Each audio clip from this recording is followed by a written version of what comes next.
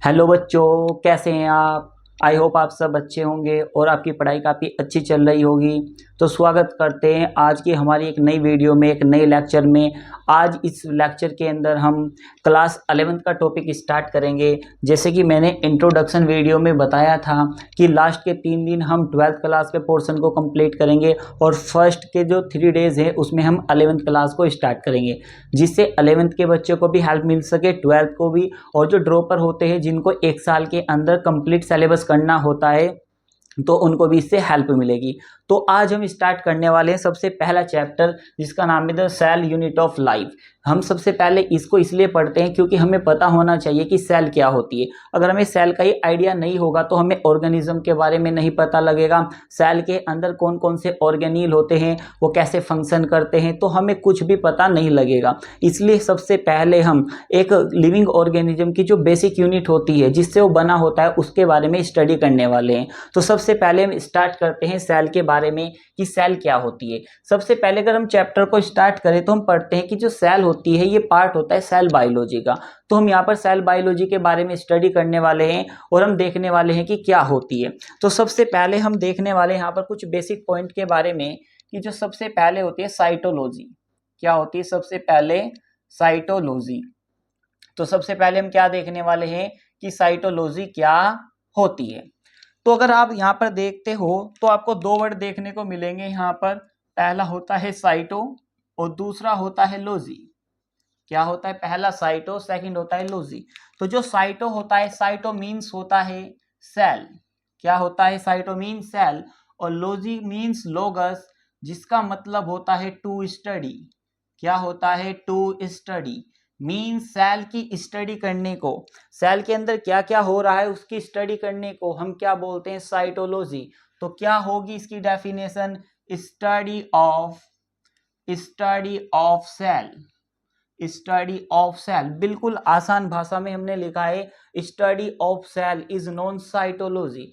अगर हम बात करते हैं फादर ऑफ साइटोलॉजी, अगर हम बात करते हैं फादर ऑफ साइटोलॉजी, कि साइटोलॉजी के फादर किसको कहा जाता है? जिसने सेल की सबसे पहले डिस्कवरी की थी, जिसने सेल को सबसे पहले देखा था। वो पड़े ही डेड सेल हो, बट सेल की डिस्कवरी सबसे पहले जिस वैज्ञानिक ने की थी उसका नाम था रॉबर्ट हुक। उसका क्या नाम था? Robert Hooke. तो रॉबर्ट हुक को ही क्या बोला जाता है?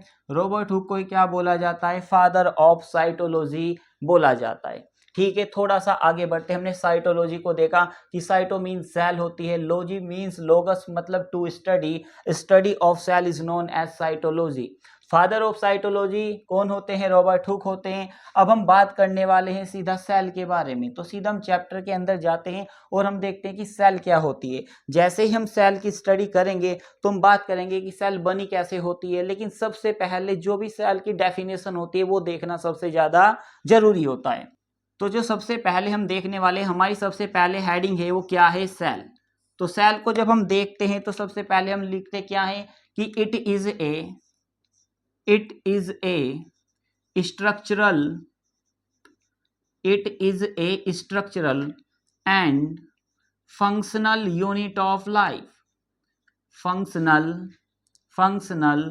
Unit of life, unit of life, unit of life.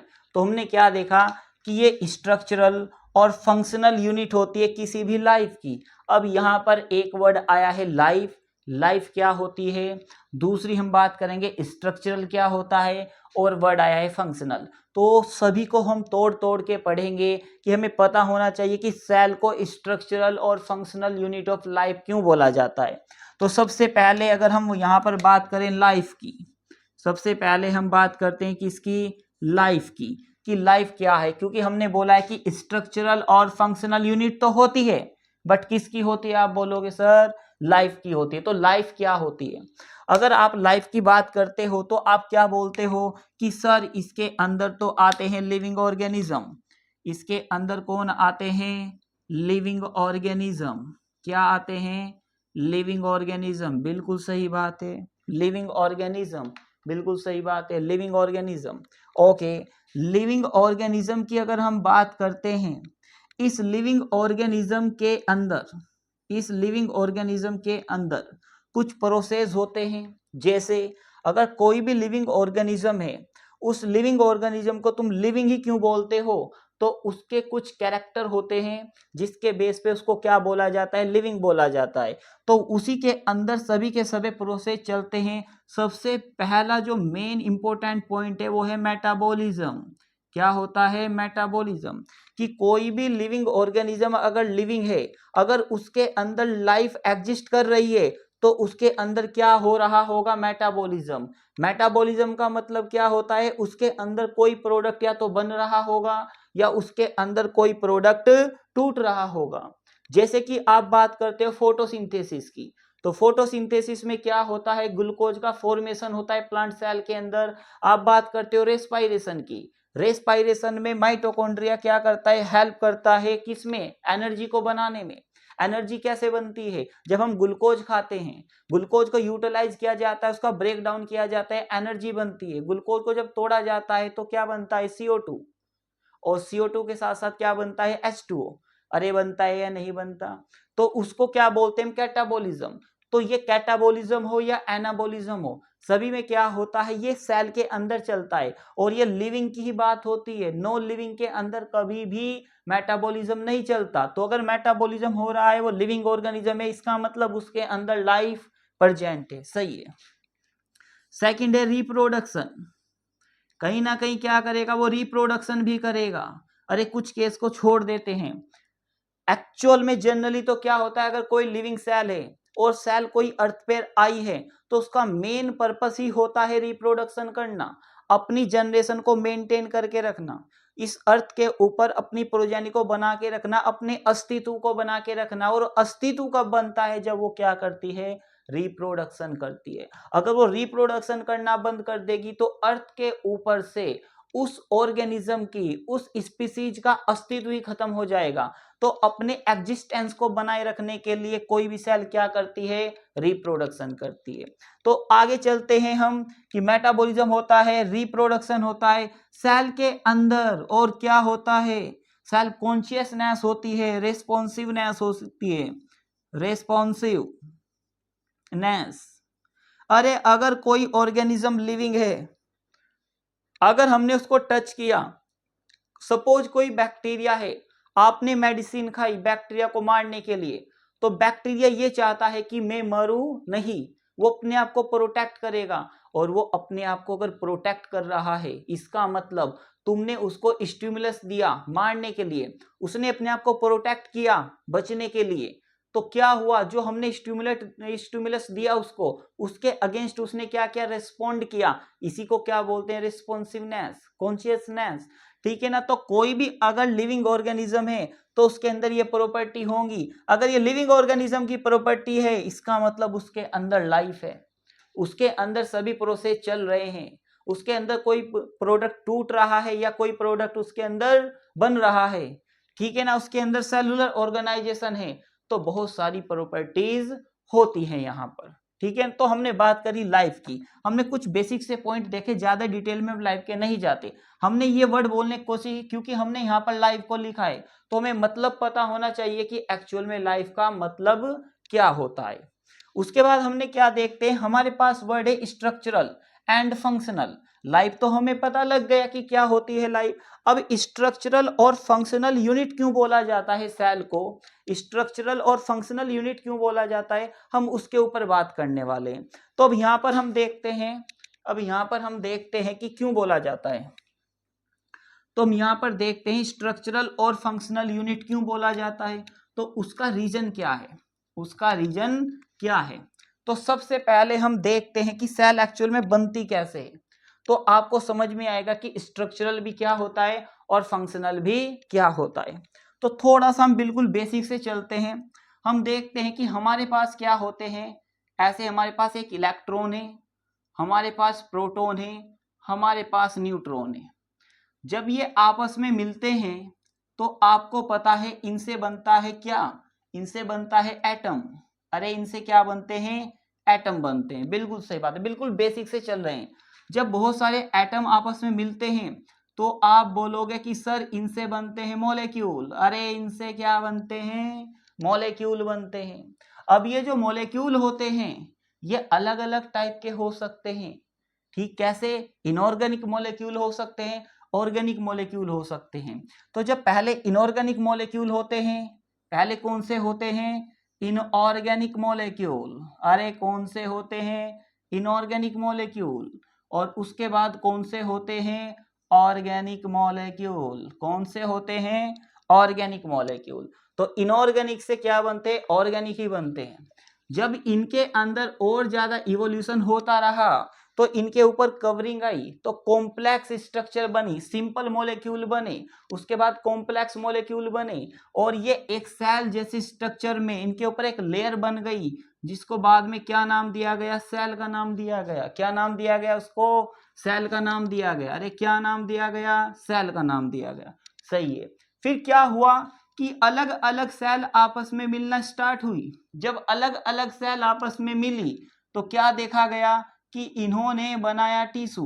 इन्होंने क्या बनाया? टिश्यू। कि अलग अलग सेल आपस में मिली और उनका एक ग्रुप बना, उस ग्रुप को क्या नाम दिया गया? टिश्यू। बिल्कुल सही बात है। जब टिश्यू बहुत सारे आपस में मिले, इनका ग्रुप बना, तो इन्होंने बनाया ऑर्गन। इन्होंने क्या बनाया? ऑर्गन। अलग अलग सेल थी, आपस में ग्रुप बनाया, ग्रुप बना के क्या बोलते हैं? टिश्यू। अलग अलग टिश्यू थे, आपस में मिले, आपस में मिलकर क्या बनाया? ऑर्गन। जब अलग अलग ऑर्गन आपस में मिलते हैं तो ये बनाते हैं ऑर्गन सिस्टम। ये क्या बनाते हैं? Organ system. और जब सारे ऑर्गन सिस्टम एक बॉडी में फिट हो जाते हैं तो इससे क्या बन के तैयार हो जाता है? एक इंडिविजुअल। इससे क्या बन जाता है? एक इंडिविजुअल बन जाता है, एक ऑर्गेनिज्म का डेवलपमेंट हो जाता है। यहाँ पर क्या बन गया? एक ऑर्गेनिज्म। यहाँ पर क्या बन के तैयार हो गया है? एक ऑर्गेनिज्म। अब यहाँ पर एक पॉइंट है, यहाँ पर एक पॉइंट है। हमने बोला कि ये ऑर्गेनिज्म है, क्या एक सेल वाला ऑर्गेनिज्म नहीं होता? अरे होता है। यहां पर ये जो ऑर्गेनिज्म बना है, इंडिविजुअल बना है, उसके अंदर ऑर्गन सिस्टम है, उसके अंदर ऑर्गन है, उसके अंदर टिश्यू है। टिश्यू किससे मिलकर बनी है? सेल से मिलकर बनी। इसका मतलब ये इतना बड़ा अगर ऑर्गेनिज्म आपको मल्टी सेलुलर दिखाई भी दे रहा है, उसकी जो बेसिक यूनिट है वो क्या है? सेल। अगर ये सेल ही ना होती क्या टिश्यू बनते? अगर टिश्यू ना बनते तो क्या ऑर्गन बनते? अगर ऑर्गन ना बनते क्या ऑर्गन सिस्टम डेवलप होता? अगर ऑर्गन सिस्टम डेवलप ना होता क्या ऑर्गेनिज्म बन पाता? नहीं बन पाता। इसका मतलब कि सेल आपस में मिलती है, टिश्यू बनता है, टिश्यू आपस में मिलते हैं, ऑर्गन बनता है, ऑर्गन आपस में मिलते हैं, ऑर्गन सिस्टम बनता है, ऑर्गन सिस्टम आपस में मिलते हैं तो एक ऑर्गेनिज्म का डेवलपमेंट हो जाता है। अब हम क्या देखते हैं कि अगर हम बात करते हैं कि सेल आपस में मिलकर टिश्यू बनाती है, टिश्यू क्या बनाते हैं? ऑर्गन। अब देखते हैं किसी एक ऑर्गन के बारे में। हमने एक ऑर्गन बोल दिया जैसे कि स्टमक। स्टमक हमने एक ऑर्गन बोला है, हमने यहां पर एक ऑर्गन बोला है जिसका नाम है स्टमक। अरे क्या नाम है उसका? आप बोलोगे सर स्टमक। मुझे बताना स्टमक की एक पर्टिकुलर शेप होती है या नहीं होती? उसकी एक पर्टिकुलर शेप होती है या नहीं होती? सर बिल्कुल, कि स्टमक की एक पर्टिकुलर शेप होती है, वो जे शेप होता है। तो ये जो जे शेप ऑर्गन बना है ये किससे मिलकर बना है? टिश्यू से। और टिश्यू किससे मिलकर बने हैं? सेल से। तो इसका मतलब सेल ने अपने आप को अरेंज किया, टिश्यू बने, और टिश्यू ने अपने आप को अरेंज किया, ऑर्गन बना, और ऑर्गन की एक पर्टिकुलर शेप आई, उसके एक स्ट्रक्चर आई। तो ये स्ट्रक्चर किसके वजह से आई है? आप बोलोगे सर सेल के वजह से आई है। तो इसलिए क्या बोलते हैं हम, जो सेल होती है वो स्ट्रक्चरल यूनिट होती है किसी भी ऑर्गेनिज्म की। अगर आप अपने नोज को देखते हो उसकी एक पर्टिकुलर शेप है, हमारी आईज की एक पर्टिकुलर शेप है, हमारे ईयर्स की पर्टिकुलर शेप है, हमारे माउथ की पर्टिकुलर शेप है, हर एक ऑर्गन की एक पर्टिकुलर शेप होती है। तो ये किसके वजह से है? सेल के वजह से। इसलिए सेल को बोलते हैं स्ट्रक्चरली फंडामेंटल यूनिट। तो हमने एक वर्ड समझ लिया यहाँ पर, स्ट्रक्चरली का मतलब क्या होता है कि वो ऑर्गन कोई स्ट्रक्चर बनाने में पार्टिसिपेट करती है, उसका अरेंजमेंट ही ऐसा होता है, ठीक है ना। अब उसके बाद हम चलते हैं, हमने एक वर्ड बोला था फंक्शन। क्या बोला था हमने? फंक्शन। मुझे बताना कि एक ऑर्गन क्या है? स्टमक। ऑर्गन जब आपस में मिलते हैं तो क्या बनता है? Organ system. अब यहां पर हम एक ऑर्गन सिस्टम का एग्जाम्पल लेते हैं, हम यहां पर एक ऑर्गन सिस्टम का एग्जाम्पल लेते हैं जिसका नाम है डाइजेस्टिव सिस्टम। क्या नाम है? Digestive system. अब मुझे बताना आप, ये डाइजेस्टिव एक सिस्टम है, ये ऑर्गन सिस्टम है। स्टमक हमारा ऑर्गन था, ऑर्गन सिस्टम डाइजेस्टिव सिस्टम है। तो मुझे बताना एक डाइजेस्टिव सिस्टम में क्या केवल एक ही ऑर्गेनील पार्टिसिपेट करता है मेरे भाई? नहीं, अलग अलग ऑर्गेनील होते हैं जो आपस में मिलकर कोई एक काम करते हैं। जैसे अगर डाइजेस्टिव सिस्टम की हम बात करते हैं, डाइजेशन में हमारे माउथ से, हमारी बकल कैविटी से डाइजेशन स्टार्ट हो जाता है, तो हमारी टंग पार्टिसिपेट करती है, हमारा फेरिंग्स वाला हिस्सा पार्टिसिपेट करता है, हमारी इसोफेगस पार्टिसिपेट करती है, हमारा स्टमक पार्टिसिपेट करता है, हमारी स्मॉल इंटेस्टाइन, हमारी लार्ज इंटेस्टाइन, हमारा पैंक्रियाज, हमारा लीवर, क्या ये सभी ऑर्गन पार्टिसिपेट नहीं करते एक सिस्टम में? सभी करते। इसका मतलब जब अलग अलग ऑर्गन एक फंक्शन करते हैं कंप्लीट आपस में मिलकर, एक फंक्शन कर रहे हैं बेटा, ठीक है ना, ये क्या कर रहे हैं? एक फंक्शन। जैसे कि हमने बात करी डाइजेस्टिव सिस्टम में किसने पार्टिसिपेट किया? आपने बोला सर स्टमक ने पार्टिसिपेट किया, सर इसके अंदर लीवर ने पार्टिसिपेट किया, सर इसके अंदर पैंक्रियाज ने भी पार्टिसिपेट किया, सर इसके अंदर इंटेस्टाइन ने भी पार्टिसिपेट किया, इंटेस्टाइन ने भी। तो अलग अलग ऑर्गन हो गए, स्टमक अलग ऑर्गन है, लीवर अलग ऑर्गन है, पैंक्रियाज अलग ऑर्गन है, इंटेस्टाइन अलग ऑर्गन है, लेकिन सब ने आपस में मिलकर एक पर्टिकुलर फंक्शन को परफॉर्म किया है। फंक्शन सबका क्या है? डाइजेशन कराना, डाइजेशन में हेल्प करना। अरे आया नहीं आया? तो क्या वर्ड हो गए? मैंने दो वर्ड बोले। पहला स्ट्रक्चरल, कि जो सेल होती है किसी भी ऑर्गन को स्ट्रक्चर देने का काम करती है। हमारी पूरी बॉडी की एक शेप है, ये शेप किसके वजह से बनी हुई है? इस सेल के वजह से, तो स्ट्रक्चरल यूनिट हो गई। फंक्शनल क्या होती है? देखो ऑर्गन सिस्टम है, ऐसे ही अगर आप सर्कुलेटरी सिस्टम की बात करते हो, उसमें हार्ट पार्टिसिपेट करता है, आर्टरी पार्टिसिपेट करती है उसमें, वेन्स पार्टिसिपेट करती है उसमें, अलग अलग ऑर्गेनिल आपस में मिलकर पार्टिसिपेट करते हैं। जब अलग अलग ऑर्गेनिल आपस में मिलकर पार्टिसिपेट करते हैं तो एक पर्टिकुलर फंक्शन ही तो परफॉर्म हो रहा है।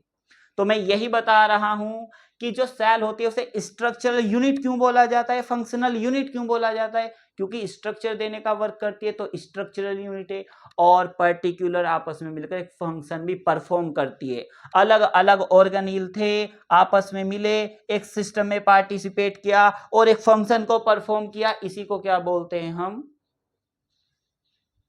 Functional unit. अरे क्या बोलते हैं? Functional unit. तो ये जो मैंने अभी आपको बताया है ये एक्चुअल में था क्या?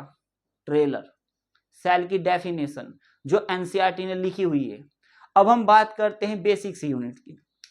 मैंने अभी बोला था आपको individual organism, organ system present है, ऑर्गन प्रेजेंट है, टिश्यू प्रेजेंट है, सेल, लेकिन इस अर्थ के ऊपर यूनिसेलुलर ऑर्गेनिज्म भी तो होते हैं। अरे क्या होते हैं यूनिसेलुलर ऑर्गेनिज्म? क्या उनका कोई एग्जिस्टेंस नहीं है? अमीबा एग्जिस्टेंस नहीं है, पैरामीशियम एग्जिस्टेंस नहीं है, यूग्लिना एग्जिस्टेंस नहीं है, सबका एग्जिस्टेंस है। इसका मतलब ये बात सही है कि सेल अगर आपस में मिलकर यहां तक पहुंचती है, लेकिन ये सेल अकेले भी एक ऑर्गेनिज्म की तरह वर्क कर सकती है, जैसे कि हम प्रोटिस्टा किंगडम को पढ़ते हैं। तो हम वहीं पर जाने वाले हैं। सबसे पहले हमने सेल की डेफिनेशन देखी है और आई होप आपकी समझ में भी आ गया होगा ये। तो अब हम थोड़ा सा और आगे बढ़ते हैं, एक लेवल और आगे बढ़ते हैं। तो अब हम देखते हैं कि सेल की डिस्कवरी के बारे में थोड़ी सी हम डिस्कवरी को देख लेते हैं, फिर अपने टॉपिक पर आएंगे। तो सबसे पहले हम देख लेते हैं डिस्कवरी ऑफ सेल। हम बात करते हैं किसकी? Discovery of cell. कि सेल की डिस्कवरी कैसे हुई थी, सेल की डिस्कवरी कैसे हुई थी? तो सबसे पहले फर्स्ट सेल डिस्कवर्ड बाय, किसने की थी सबसे पहली सेल को डिस्कवर्ड? तो आप बोलोगे सर रॉबर्ट हुक ने। अरे किसने की थी? रॉबर्ट हुक ने, बिल्कुल सही बात है। कब की थी? ईयर बिल्कुल भी याद रखने की कोई जरूरत नहीं है क्योंकि एनसीईआरटी में भी नहीं है, बट फिर भी हम देख लेते हैं 1665 में की थी। बिल्कुल, ये जो सेल उसने डिस्कवर की थी, ठीक है ना, ये जो सेल डिस्कवर की थी ये कैसी थी? Dead cell. कैसी थी ये? डेड सेल थी। मतलब उसने सेल तो डिस्कवर की थी बट वो सेल कैसी थी? Dead cell. इसका मतलब उसने किस में देखा था dead cell? In cork of plant. Plant की जो कोर्क होती है उसके अंदर उसने सेल को देखा, मतलब कोर्क को देखा। कोर्क डेड पार्ट होता है प्लांट का, हम एनाटॉमी वाले चैप्टर में पढ़ेंगे। तो कोर्क डेड पार्ट होता है। अगर कोर्क डेड पार्ट है मेरे भाई तो इतना जहन में उतार लो कि प्लांट के पास सेल वॉल होती है। तो ये जो कोर्क है ये डेड पड़े ही हो लेकिन इसके पास सेल वॉल तो होती है। तो अगर मैं ये बोल दूं कि सेल वॉल की डिस्कवरी किसने की थी तो आप क्या बोलोगे? रॉबर्ट हुक ने। क्योंकि रॉबर्ट हुक ने क्या देखा था? कोर्क को देखा था। कोर्क के पास क्या है? डेड पार्ट है लेकिन सेल वॉल तो प्रेजेंट है। क्योंकि आपको पता है सेल वॉल भी कैसी होती है? डेड होती है। तो मैं यहां पर एक पॉइंट और लिख सकता हूं कि सेल वॉल डिस्कवर्ड बाय क्या लिखोगे? Robert Hooke. अब मुझे पता है तुम में से कुछ होशियार भी होंगे जो ज्ञान झाड़ेंगे कि सेल वॉल की डिस्कवरी स्वान ने की थी। अबे अगर ध्यान से देखो रॉबर्ट हुक कब आ गया था? 1665 में। स्वान कब आए थे? 1839 में। बहुत बड़ा फर्क है। जब तक तो लिविंग सेल की डिस्कवरी हो चुकी थी तो उसने लिविंग सेल के ऊपर वर्क किया था, लेकिन रॉबर्ट हुक ने प्लांट के ऊपर पहले ही वर्क कर लिया था। कोर्क को उसने देख लिया था और हमें पता है कि जो कोर्क होती है वो डेड होती है और डेड होती है तो सेल वॉल तो उसके पास प्रेजेंट होती है। तो स्टार्टिंग किसने की थी उसकी? ये उसने ये जरूर बता दिया था स्वान ने कि वो यूनिक कैरेक्टर होता है प्लांट का, जो एनिमल के केस में नहीं होता। कंपैरिजन किया था उसने बट इसने डिस्कवरी ही कर दी थी। चलिए देखते हैं कि कोर्क क्या होती है। कि जो प्लांट था, वैसे मैं नाम बता देता हूं कि जो प्लांट था किसने वर्क किया था या वर्क ऑन ओक ट्री। ये क्या था? ओक प्लांट था बेटा। कैसा था ये? Okay plant. ओक प्लांट को क्या बोलते हैं? इसका नाम होता है क्वेरकस ट्यूबरस। क्या नाम होता है इसका? Quercus tuberous. ये इसका नेम होता है। याद रखने की कोई जरूरत नहीं है कि क्या होता है work on oak tree. Oak tree की कोर के अंदर उसने क्या देखा? अब उसने देखा क्या एक्चुअल में कि ये कोर्क देखने में कैसी होती है? तो उसने देखा कि इस तरह से ऐसे टाइप से उसे सेल का अरेंजमेंट देखने को मिला। इस टाइप से उसे सेल का अरेंजमेंट देखने को मिला। इस टाइप से क्या देखने को मिला? उसे सेल का अरेंजमेंट देखने को मिला। यहां पर इस तरह से क्या देखने को मिला? उसे सेल का अरेंजमेंट देखने को मिला। तो जब उसने ये देखा सब कुछ तो उसने बोला कि ये देखने में ऐसी होती है जैसे हनीकॉम्ब लाइक स्ट्रक्चर। ये कैसी होती है? Honeycomb like structure. Honeycomb like structure जैसे मधुमक्खी का छत्ता होता है, सेम ऐसे देखने में उसे लगी। और उसने बोला कि एक्चुअल में ये जो सेल है ना वो एक कंपार्टमेंट है, मतलब एक कमरा है। सेल का मतलब ही कंपार्टमेंट होता है, कमरा। ये उसकी दीवारें हैं, अंदर उसके खाली स्पेस है। अरे अंदर उसके खाली स्पेस है, बिल्कुल सही बात है। तो ये देखने में क्या लगी? एक कंपार्टमेंट। तो ये था स्मॉल कंपार्टमेंट। क्या था ये? Small compartment. और ये जो स्मॉल कंपार्टमेंट होता है इसी को उसने नाम दिया सेलुला। क्या नाम दिया? या सेला बोल दो इसे यहां पर, ठीक है ना। इसे क्या बोल दो? सेला बोल दो, ठीक है ना। तो एक्चुअल में क्या होता है, ये जो सेल होती है ना, ठीक है ना, ये जो सेला वर्ड है या सेलुला वर्ड है एक्चुअल में इसका मतलब ही क्या होता है? Small compartment. क्या होता है? सेल का मतलब ही क्या होता है? Small compartment. कि छोटा एक कंपार्टमेंट है जिसके अंदर सभी केमिकल रिएक्शन चल रही हैं, सभी केमिकल रिएक्शन परफॉर्म हो रही हैं। तो ये बात किसने बोली थी? ये सारी बात बोली थी रॉबर्ट हुक ने। बट उसने क्या, मैंने अभी बताया, ये डेड सेल किसने डिस्कवरी की थी? डेड सेल, क्योंकि प्लांट की सेल थी, प्लांट के पास क्या होता है? सेल वॉल होती है, तो सेल वॉल यहां पर प्रेजेंट थी। उसके बाद हम थोड़ा सा आगे बढ़ते हैं कि इसने जब अपनी डिस्कवरी की, क्योंकि ये साइंटिस्ट थे, तो इन्होंने अपनी डिस्कवरी को, मतलब ये जो बातें हैं सारी की सारी सेल के ऊपर जो इन्होंने डिस्कवरी की, इन्होंने किस में पब्लिश किया? ठीक है ना, publish his work in Micrographia. तो ये इनकी बुक थी जिसका क्या नाम था, माइक्रोग्राफिया।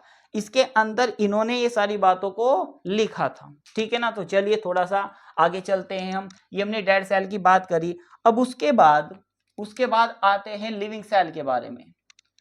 इसके बाद आते हैं लिविंग सेल। तो एक साइंटिस्ट थे जिसका नाम था ल्यूवेनहॉक, पूरा नाम था एंटोनी वॉन ल्यूवेनहॉक। क्या नाम था, पूरा लिख देता हूं मैं यहां पर। नाम था एंटोनी वॉन ल्यूवेनहॉक।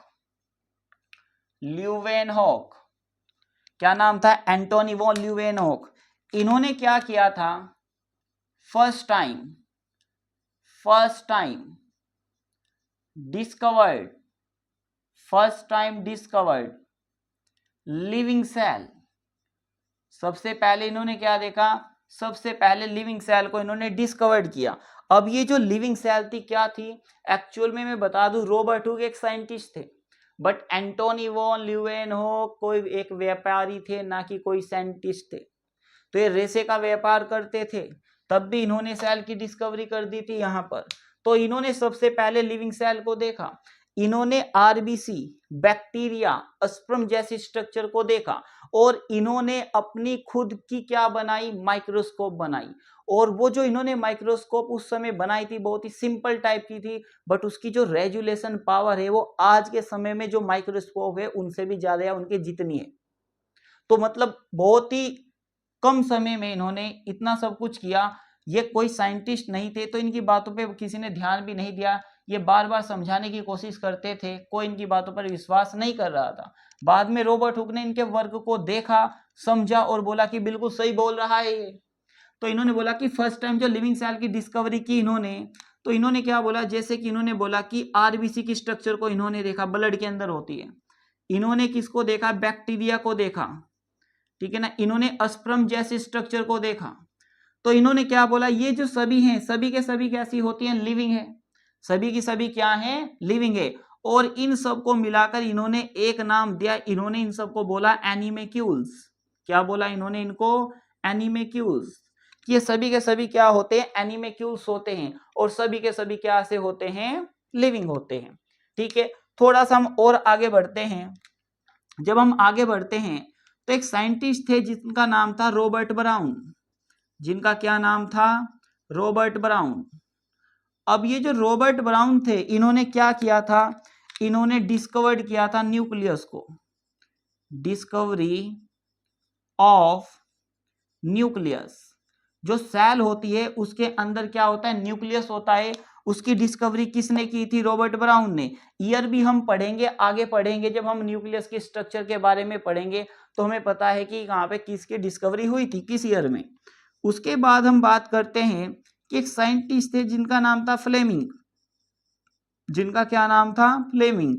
इन्होंने क्या बोला था कि ये जो न्यूक्लियस होता है इसके अंदर एक डेंस क्रोमेटिन की स्ट्रक्चर प्रेजेंट होती है। तो इन्होंने किसकी डिस्कवरी की थी, इन्होंने डिस्कवरी की थी किसकी, क्रोमेटिन की। किसकी की थी, ऑफ क्रोमेटिन। अभी हम बात करेंगे कि क्रोमेटिन क्या होता है जब हम क्रोमोसोम के बारे में स्ट्रक्चर को पढ़ेंगे। तो अभी हमने कुछ बेसिक सी बातें लिखी हैं जो एनसीईआरटी के स्टार्टिंग पॉइंट में लिखी हुई हैं, कि हमने सेल को देखा, सेल क्या होती है, सेल की डिस्कवरी कैसे हुई है, डेड सेल की डिस्कवरी कैसे हुई है, लिविंग सेल की डिस्कवरी किसने की है, न्यूक्लियस की डिस्कवरी किसने की है, और साथ ही साथ में क्रोमेटिन की डिस्कवरी किसने की है। तो ये हमने कुछ बेसिक पॉइंट देखे हैं। अब हम देखने वाले हैं सेल के टाइप, कि यूनिसेलुलर ऑर्गेनिज्म क्या होते हैं, मल्टीसेलुलर ऑर्गेनिज्म क्या होते हैं, किस टाइप से इनका एग्जिस्टेंस होता है। तो ये सब हम देखने वाले हैं। तो बच्चों अब हम देखने वाले हैं कि यूनिसेलुलर ऑर्गेनिज्म क्या होते हैं, मल्टीसेलुलर ऑर्गेनिज्म क्या होते हैं। तो यहाँ पे स्टार्ट करते हैं हम। यहाँ पर हम स्टार्ट करते हैं, एक साइड में हम लिखते हैं यूनिसेलुलर ऑर्गेनिज्म को, यूनिसेलुलर ऑर्गेनिज्म, और एक साइड में हम लिखते हैं मल्टीसेलुलर ऑर्गेनिज्म। अरे क्या लिखेंगे, मल्टीसेलुलर ऑर्गेनिज्म। तो यूनिसेलुलर ऑर्गेनिज्म क्या होते हैं, और सेकंड मल्टीसेलुलर ऑर्गेनिज्म क्या होते हैं, दोनों में क्या डिफरेंस है ये हम देखने वाले हैं। तो सबसे पहले हम स्टार्ट करते हैं, क्योंकि नाम में ही इसके लिखा हुआ है यूनि। यूनि का मतलब क्या होता है? वन। सेलुलर का मतलब क्या होता है? सेल। क्या होता है? सेल। इसका मतलब कि वो ऑर्गेनिज्म जिसकी कंप्लीट बॉडी केवल एक सेल से बनी होती है, उसी को क्या बोला जाता है? Unicellular organism. तो क्या होगी डेफिनेशन कि organism formed by only single cell, कि जो ऑर्गेनिज्म होंगे वो केवल एक सेल से मिलकर बने होंगे, उन्हीं को क्या बोला जाएगा? Unicellular organism. अगर हम आते हैं यहां पर मल्टी का मतलब होता है बहुत सारे, मैनी। क्या होता है? मैनी। सेलुलर का मतलब क्या होता है? सेल। अरे क्या होता है? सेल। कि वो ऑर्गेनिज्म जिनकी बॉडी मल्टीपल टाइप की सेल से मिलकर बनी होती है, मल्टी सेल से मिलकर बनी होती है, उसको क्या बोला जाता है? Multi cellular organism. तो यहां पर क्या आ जाएगा कि ऑर्गेनिज्म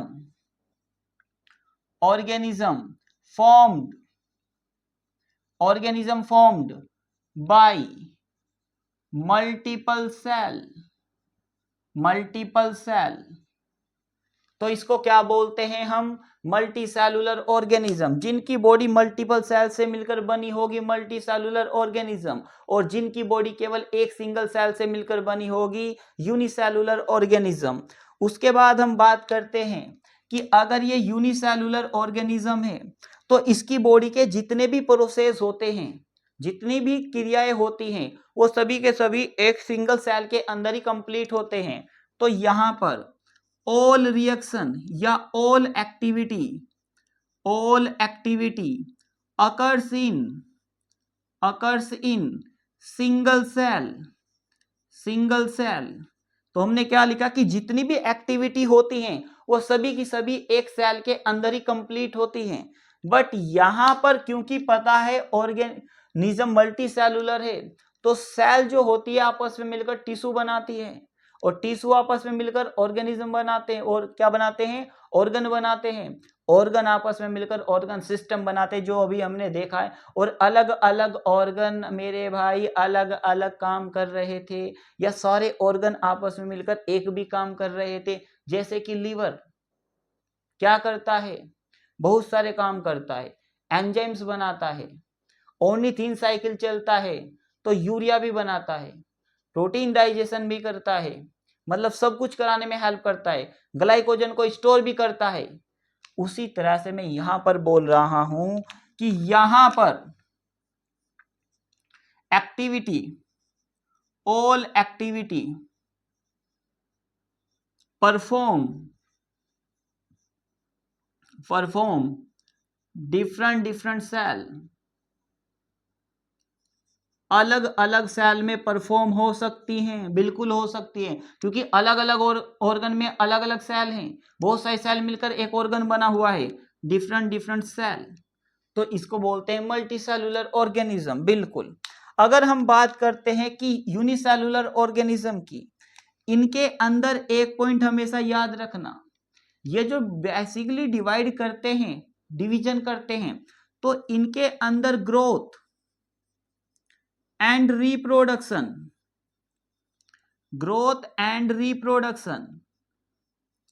आर सेम थिंग, जिसको सिनोनिमस भी बोलते हैं। इसका मतलब क्या हो गया कि अगर ये ग्रोथ कर रहे हैं उसी को रिप्रोडक्शन बोलते हैं, अगर ये रिप्रोडक्शन कर रहे हैं उसी को ग्रोथ बोलते हैं। मतलब ये इनकी इंक्लूसिव प्रॉपर्टी होती है, अंदर वाली बात होती है सेम। मतलब कैसे?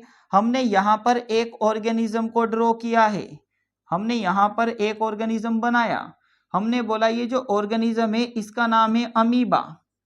इसका क्या नाम है? अमीबा। बिल्कुल सही बात है। अब इसको क्या करना है? डिवाइड।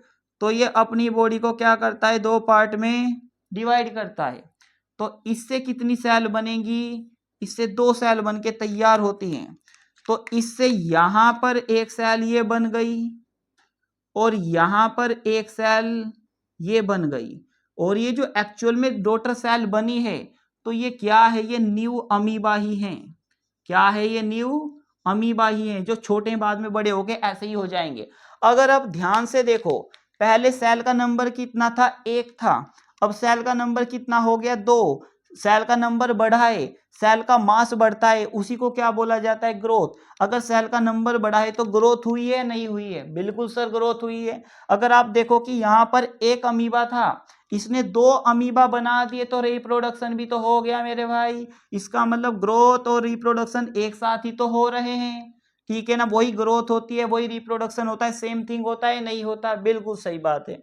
अगर आप यहां पर आ जाओ, अगर आप यहां पर आ जाओ, क्या यहां पर ऐसा होता है, हमारे केस में ऐसे थोड़ा ही ना होता है कि बच्चे पैदा हुए हम मर गए, ऐसे थोड़ा ही ना, हम तो ज्यों के त्यों रहते हैं, बच्चे भी पैदा होते रहते हैं। तो सेम क्या होता है, जो मल्टी सेलुलर ऑर्गेनिज्म होते हैं उनके केस में ऐसा देखने को नहीं मिलता। इसका मतलब उनके अंदर रिप्रोडक्शन अलग होता है, उनके अंदर ग्रोथ अलग होती है, ठीक है। तो यहां पर क्या होता है, यहां पर क्या होता है, reproduction and growth, reproduction and growth both are different thing, ये अलग अलग बातें होती हैं, एक बातें नहीं होती यहां पर।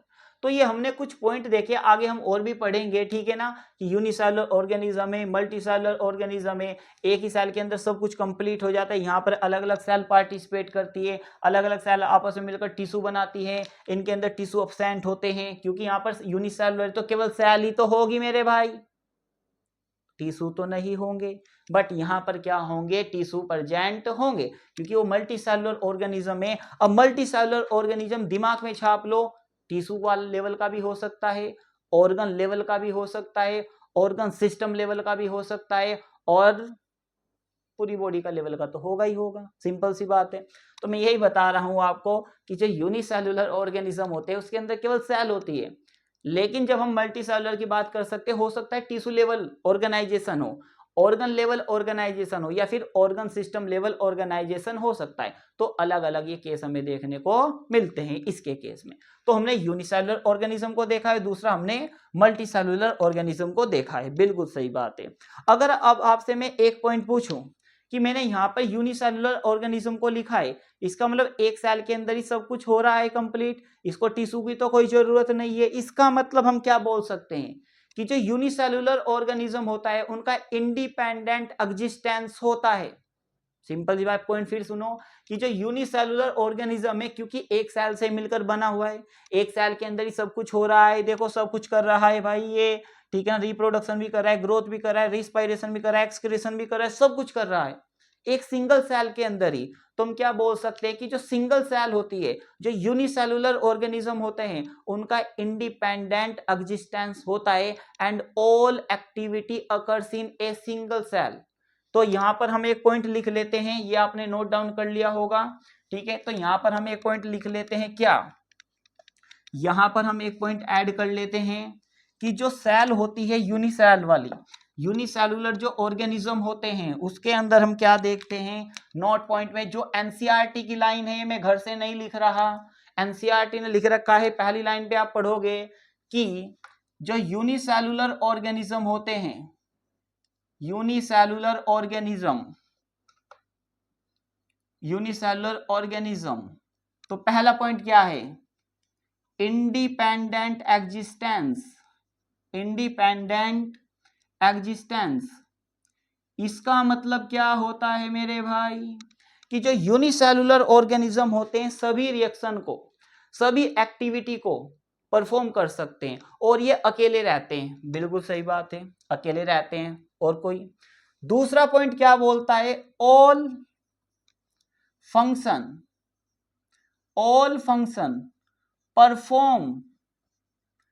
परफॉर्म इनसाइड सिंगल सेल, कि जितने भी फंक्शन होते हैं सेल की एक्टिविटी वाले, सभी के सभी एक सेल के अंदर ही कंप्लीट हो जाते हैं। इसलिए क्या होता है कि जो यूनिसेलुलर ऑर्गेनिज्म होते हैं उनका इंडिपेंडेंट एग्जिस्टेंस होता है। तो यहां से क्वेश्चन क्या फ्रेम हो सकता है, एजर्सन लिखेगा क्या, कि unicellular organism have independent existence, और रीजन क्या लिखेगा, बिकॉज आपको लगा के सोल्व करना है, वो लिखेगा नहीं तो क्या लिखेगा, रीजन कि all function perform inside a single cell, in a single cell. तो क्या रीजन सही है, बिल्कुल रीजन सही है। तो एजर्सन भी सही है, रीजन भी सही है, और रीजन करेक्ट एक्सप्लेनेशन भी है एजर्सन की। तो इस टाइप से यहां से क्वेश्चन फ्रेम हो सकते हैं, तो आपको अच्छे से पढ़ना है। तो ये हमने कुछ पॉइंट लिखे, चलिए एक दो पॉइंट हम और देखते हैं। जो यूनिसेलुलर ऑर्गेनिज्म है उनका इंडिपेंडेंट एग्जिस्टेंस होता है, लेकिन जो मल्टीसेलुलर ऑर्गेनिज्म है यदि उनकी मैं एक सेल को निकाल के रख दूं, क्या वो जिंदा रह सकती है, बिल्कुल नहीं रहेगी, उसको आदत हो गई साथ रहने की। ध्यान से सुनो, यूनिसेलुलर ऑर्गेनिज्म की पूरी बॉडी एक सेल से मिलकर बनी है, तो उसको आदत है अकेला रहने की, उसके साथ कोई नहीं है। लेकिन जो मल्टीसेलुलर ऑर्गेनिज्म है वो ग्रुप में रहते हैं, वो अकेले अगर आप सेल को कर दोगे तो वो वर्क परफॉर्म नहीं करेंगे। या अगर मैं यहां पर एक पॉइंट लिखता हूं, एक पॉइंट में नोट पॉइंट में यहां पर लिखता हूं, मुझे बताना, दो ऑर्गेनील होते हैं, एक का नाम है क्लोरोप्लास्ट, एक का नाम है क्लोरोप्लास्ट और दूसरे का नाम है माइटोकॉन्ड्रिया। अरे क्या है, माइटोकॉन्ड्रिया। तो मुझे ये बताना कि जो क्लोरोप्लास्ट है माइटोकॉन्ड्रिया है, क्लोरोप्लास्ट प्लांट में होता है, माइटोकॉन्ड्रिया प्लांट में होता है, और माइटोकॉन्ड्रिया एनिमल में भी होता है, बट हमारे अंदर क्लोरोप्लास्ट नहीं होता। अगर हमारे अंदर क्लोरोप्लास्ट होता तो हमें खाने की जरूरत नहीं होती, धूप में जाके खड़े हुए, धूप मिलती रही, हमने खाना बना लिया। क्या ऐसा पॉसिबल है, नहीं, हमें खाना खाना पड़ेगा, इंजेक्शन करना पड़ेगा, होलोजोइक मोड ऑफ न्यूट्रिशन हमारे अंदर होता है। तो जो क्लोरोप्लास्ट है वो खाना बना सकता है, हाँ जी बना सकता है। माइटोकॉन्ड्रिया एनर्जी बना सकता है, हाँ जी बना सकता है। इसके पास भी अपना खुद का डीएनए होता है, इसके पास भी अपना खुद का डीएनए होता है, इसके पास खुद के राइबोसोम होते हैं, इसके पास खुद के राइबोसोम होते हैं। ये प्रोटीन बना सकता है, ये प्रोटीन बना सकता है, लिपिड बना सकता है, लिपिड बना, सब कुछ ये कर सकते हैं। तो अगर इनको मैं एक यूकेरियोटिक सेल के अंदर से निकाल कर, जो कि यूनिसेलुलर ऑर्गेनिज्म में भी होंगे और मल्टीसेलुलर में भी, अगर ये सारा काम अपना खुद कर लेते हैं, अगर इनको सेल के बाहर निकाल के मैं रख दूं और बोलूं चलो खाना बनाओ, क्या ये खाना बना पाएंगे, क्या इनका एग्जिस्टेंस होगा, जबकि इनके पास खुद का एक सिस्टम है। इनको सेमी ऑटोनोमस ऑर्गेनील बोला जाता है मेरे भाई। अगर सेल के अंदर से क्लोरोप्लास्ट को निकाला गया, माइटोकॉन्ड्रिया को निकाला गया और बाहर रख दिया कि खाना बनाओ, एनर्जी बनाओ, क्या ये काम करेंगे, बिल्कुल नहीं करेंगे। एक्चुअल में जब इवोल्यूशन हो रहा था, पहले ये और ये दोनों प्रोकैरियोटिक सेल थी, ये सारा अपना काम अपने आप करते थे। पहले क्या थे, क्लोरोप्लास्ट और माइटोकॉन्ड्रिया बैक्टीरिया थे। जब इवोल्यूशन हुआ तो ये किसके अंदर आ गए, यूकेरियोटिक सेल के अंदर आ गए। अब यूकेरियोटिक सेल को क्लोरोप्लास्ट ने क्या बना के दिया, खाना। यूकेरियोटिक सेल ने इसको क्या दिया, रहने के लिए घर दिया। माइटोकॉन्ड्रिया ने यूकेरियोटिक सेल को क्या बना के दी, एनर्जी। उसने इसको क्या दिया, रहने के लिए घर दिया। अब ये एक दूसरे पे डिपेंड हो गए, एंडोसिम्बायोटिक थ्योरी को फॉलो करने लगे। सेल को इससे फायदा है, इसको सेल से फायदा है, सेल को इससे फायदा है, इसको सेल से फायदा है। दोनों एक दूसरे के बिना जिंदा नहीं रहते। अगर एक को मारोगे दूसरा अपने आप मर जाएगा, ठीक है ना। ये साथ डूबेंगे साथ मरेंगे, वो वाली कंडीशन है। तो यहां पर क्या होता है कि दोनों जो ऑर्गेनील होते हैं, दोनों जो ऑर्गेनील होते हैं, बोथ ऑर्गेनील, अगर हम बात करते हैं यहां पर both ऑर्गेनील, both organelle cannot live outside the cell, outside the cell। अगर सेल के बाहर तुम इनको निकाल दोगे, क्या इनका कोई एग्जिस्टेंस होगा, तो आप बोलोगे सर नहीं होगा, पड़े ही अपना खाना अपने आप बनाते हो, एनर्जी अपने आप बनाते हो। लेकिन ये अभी भी डिपेंड करते हैं। तो सिंगल सेल आपस में रह सकती है, सिंगल सेल सब कुछ अपने आप कर सकती है, लेकिन ये जो ऑर्गेनील है, अगर आप इनको बाहर निकाल के बोलोगे चलो खाना बनाओ, एनर्जी बनाओ, तो ये काम नहीं करेंगे, क्योंकि ये कुछ प्रोटीन के लिए डिपेंड करते हैं न्यूक्लियस के ऊपर, यूकेरियोटिक सेल के। तो इस पॉइंट को हमेशा याद रखना, ठीक है। तो हमने क्या देखा कि हमने देखा कि यूनिसेलुलर ऑर्गेनिज्म क्या होते हैं, उसके बारे में कुछ पॉइंट हमने देखे। हमने क्लोरोप्लास्ट, माइटोकॉन्ड्रिया का कॉन्सेप्ट आपको बताया है।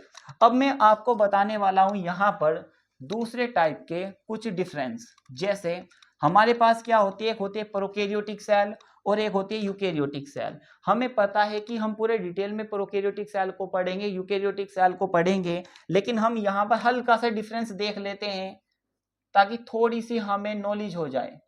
पहली होती है prokaryotic cell. Prokaryotic cell first कौन सी होती है? Prokaryotic cell. और सेकंड कौन सी होती है? Eukaryotic cell. कौन सी होती है? Eukaryotic cell. तो हम किसके बने हुए हैं? यूकेरियोटिक सेल के। इस अर्थ के ऊपर प्रोकैरियोट कौन है? अर्थ के ऊपर प्रोकैरियोट केवल कौन होते हैं? बैक्टीरिया। अदरवाइज सभी के सभी प्रोटिस्टा से लेकर एनिमेलिया तक ऑल आर यूकेरियोट। तो यहां पर हम क्या लिखते हैं? परो का मतलब क्या होता है? प्रिमिटिव। परो का मतलब क्या होता है? प्रिमिटिव। प्रिमिटिव का मतलब पुराना, प्राचीन, जो स्टार्टिंग में था। कैरियोटिक का मतलब होता है यहां पर न्यूक्लियस। कैरियोटिक का मतलब होता है न्यूक्लियस। तो आप बोलोगे इसका मतलब प्रिमिटिव न्यूक्लियस। इसका मतलब क्या होता है? न्यूक्लियस का मतलब प्रिमिटिव, जो स्टार्टिंग में बना था।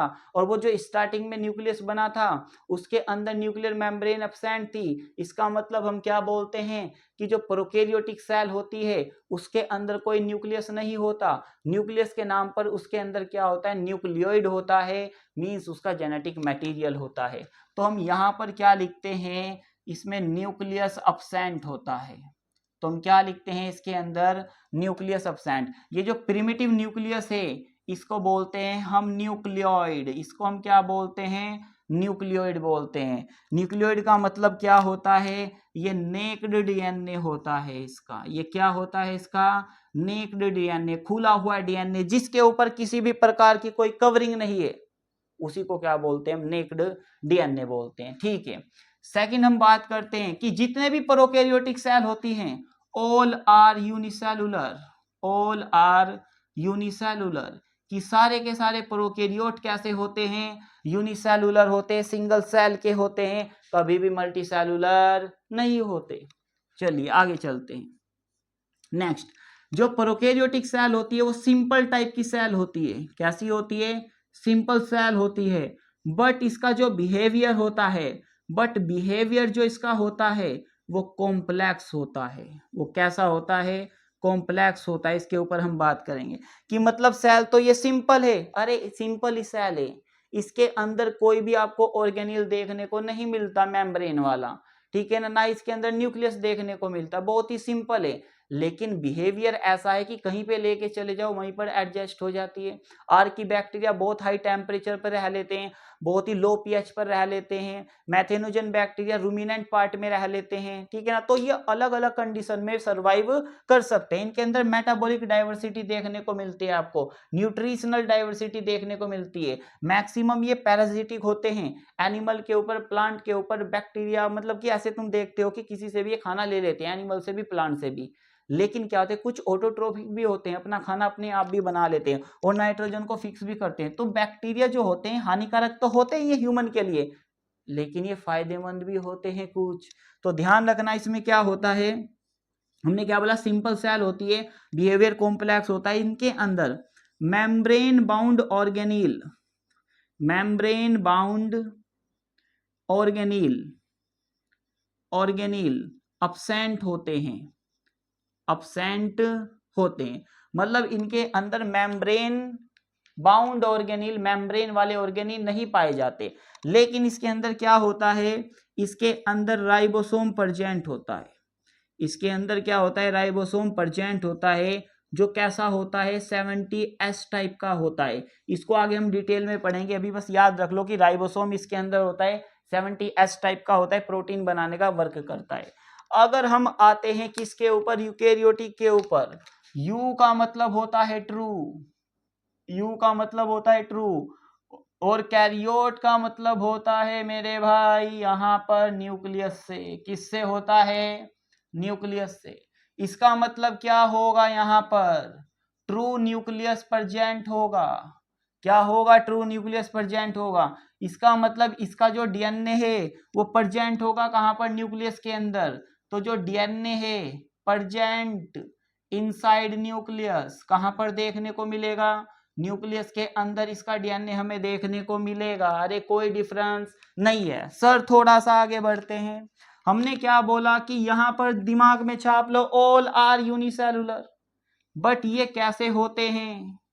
Unicellular as well as, unicellular as well as multicellular, multicellular. अब आप क्या बोल सकते हो कि all prokaryote are unicellular. Statement right और रॉन्ग? राइट है कि जितने भी प्रोकैरियोट होंगे सारे क्या होंगे? यूनिसेलुलर होंगे। सिंपल सी बात है। अगर हम बात करें all eukaryote are unicellular, statement wrong है, मल्टीसेलुलर भी होते हैं। All eukaryote are multicellular, statement क्या है? रॉन्ग है, यूनिसेलुलर भी होते हैं। अगर वो ये बोल दे all multicellular organism are eukaryote, तो स्टेटमेंट बिल्कुल सही है, क्योंकि मल्टीसेलुलर कहां पर होते हैं? यूकैरियोट के केस में होते हैं। क्या प्रोकैरियोट में आपको मल्टीसेलुलर कंडीशन देखने को मिल रही है? नहीं। तो जितने भी मल्टीसेलुलर होंगे सारे कैसे होंगे? यूकैरियोट ही होंगे, प्रोकैरियोट नहीं होने के। ठीक है ना। तो आगे बढ़ते हैं। हमने क्या देखा कि यहां पर सिंपल सेल थी, बट यहां पर कैसी होती है? सेल कॉम्प्लेक्स होती है। सेल कैसी होती है? यहां पर कॉम्प्लेक्स होती है, ठीक है, एडवांस होती है। यहां पर मेम्ब्रेन बाउंड ऑर्गेनील एब्सेंट थे, यहां पर मेम्ब्रेन बाउंड ऑर्गेनील प्रेजेंट होते हैं। मेम्ब्रेन बाउंड ऑर्गेनील्स क्या होते हैं? प्रेजेंट होते हैं सर। नेक्स्ट, यहां पर राइबोसोम कैसा था? यहां पर राइबोसोम 70S का था, बट यहां पर जो राइबोसोम होता है वो 80S का होता है इन साइटोप्लाज्म, और साथ साथ में इसके पास एज वेल एज 70S का भी होता है। तो जो यहां पर राइबोसोम साइटोप्लाज्म में 80S का होता है, ER के ऊपर 80S का होता है, लेकिन क्लोरोप्लास्ट माइटोकॉन्ड्रिया के अंदर 70S का होता है। तो जो क्लोरोप्लास्ट है, माइटोकॉन्ड्रिया, वो भी तो यूकैरियोट का ही पार्ट है, तो वहां पर 70S का होता है। एक पॉइंट और यहां पर मैं लिखता हूं कि जो आपकी प्रोकैरियोटिक सेल होती है, यहां पर लेबर ऑफ डिवीजन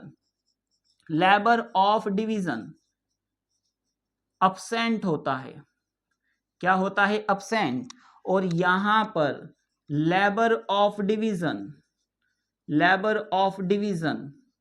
क्या होता है? प्रेजेंट होता है। अब लेबर ऑफ डिवीजन का क्या मतलब होता है? ध्यान से सुनना। लेबर ऑफ डिवीजन का मतलब होता है काम का बंटवारा। अब सोच के देखो कि हमारे पास यहां पर क्या है? एक प्रोकैरियोटिक सेल है। हम यहां पर हल्के से ड्रॉ कर लेते हैं एक प्रोकैरियोटिक सेल को। प्रोकैरियोटिक सेल में आपको क्या देखने को मिलता है? ज्यादा कुछ देखने को नहीं मिलता। उसके अंदर आपको सेल वॉल देखने को मिलेगी, प्लाज्मा मेम्ब्रेन देखने को मिलेगी। हो सकता है किसी के अंदर ग्लाइकोकैलिक्स हो, किसी के अंदर ग्लाइकोकैलिक्स एब्सेंट हो, हम यहाँ पर ड्रॉ नहीं कर रहे।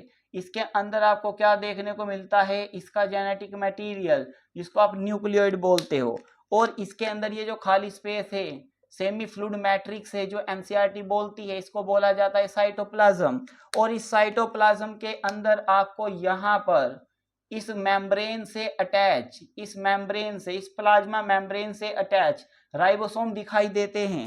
और आपको यहां पर इस तरह से कुछ के अंदर, सभी के अंदर नहीं, जो मोटाइल बैक्टीरिया होते हैं उनके अंदर फ्लैजिला देखने को मिलते हैं। उसके साथ साथ इनके अंदर आपको और भी स्ट्रक्चर्स देखने को मिलती हैं, ट्यूब लाइक स्ट्रक्चर देखने को मिलती है, जिनको हम पिलाई बोलते हैं।